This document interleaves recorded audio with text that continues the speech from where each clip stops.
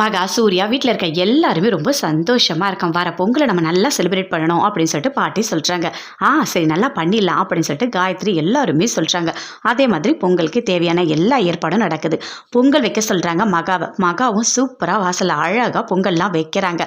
பொங்கல்லாம் வச்சு சூப்பரா இருக்காங்க. அப்போ எல்லாரோட வீட்டுக்காரு கூட காலில் விழுந்து ஆசீர்வாதம் வாங்க சொல்றாங்க. அதே மாதிரி போயிட்டு ராஜலட்சுமி அவங்க ஹஸ்பண்டோட காலில் விழுந்து ஆசீர்வாதம் வாங்குறாங்க. வாங்கிட்ட உடனே மகாவையும் சூர்யாவோட காலில் விழ சொல்றாங்க. அப்போ சூர்யா பார்க்குறாரு. பார்த்துட்டு பயங்கரமாக மனசுக்குள்ளே கோவமாக இருக்குது. அப்போது கரெக்டாக அட்சதையை கொடுக்குறாங்க. அந்த அட்சதையை போடவே இல்லை. மகா காலில் விழறதுக்காக விழுந்திருக்காங்க. அட்சதை போடாமல் அப்படியே எடுத்துக்கிட்டாரு. எடுத்துகிட்டு சொல்கிறாரு, இங்கே பாரு, நல்லா தெரிஞ்சுக்கோ, உன்னை நான் மன்னிக்கவே மாட்டேன், உன்னை நான் ஆசீர்வாதம் பண்ணவும் மாட்டேன் அப்படின்னு சொல்லிட்டு பயங்கர கோவமாக சூர்யா உள்ளே போயிட்டாரு. அப்படியே பயங்கரமாக ஃபீல் பண்ணிகிட்டு இருக்காங்க. மகா எதுவுமே பேசல. ஒரு மாதிரி டென்ஷனாக இருக்காங்க. என்ன இப்படி பண்ணிட்டு போயிருக்காரு அப்படின்னு சொல்லிட்டு. ஆனால் சித்ராதேவி கௌதம் 2 பேருக்குமே ரொம்ப சந்தோஷமாக இருக்குது. இதைத்தான் நாங்கள் எதிர்பார்த்தோம்.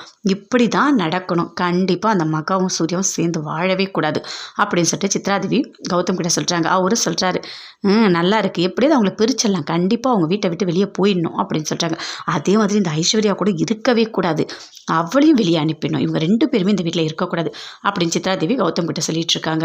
தாத்தா பாட்டி 2 பேருமே ஃபீல் பண்ணுறாங்க. என்ன இவன் இப்படி பண்ணிட்டு இருக்கான் அப்படின்னு சொல்லிட்டு தாத்தா பயங்கரமாக ஃபீல் பண்ணிட்டு ரூம்குள்ளே போயிட்டாரு. போயிட்டோடனே அப்படியே மயக்கடிச்சு விழுந்துட்டாரு.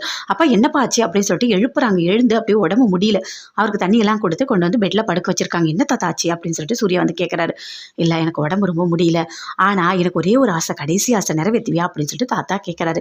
என்னன்னு சூர்யா சொல்கிறாரு. நீ மகாவோட சேர்ந்து வாழணும், அதுதான் என்னோட கடைசி ஆசை அப்படின்னு தாத்தா சொல்கிறாரு.